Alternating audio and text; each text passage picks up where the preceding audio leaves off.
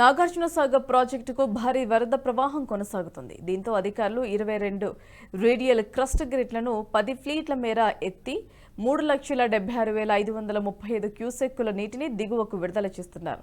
ఎగువ నుంచి నాగార్జునసాగర్కు 3,54,663 క్యూసెక్కుల వరద వస్తుండగా అంతే మొత్తాన్ని కిందకి వదులుతున్నారు.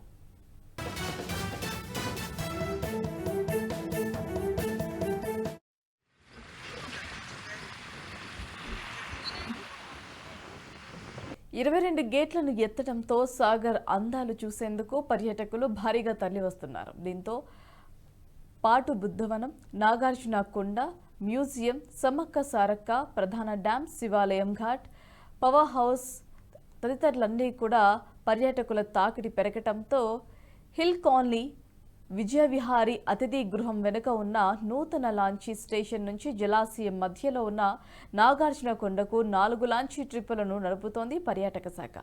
ఆంధ్ర ప్రాంతంలోని ఎత్తుపోతల జలపాతాన్ని చూసేందుకు కూడా పర్యాటకులు ఆసక్తి కనబరుస్తున్నారు.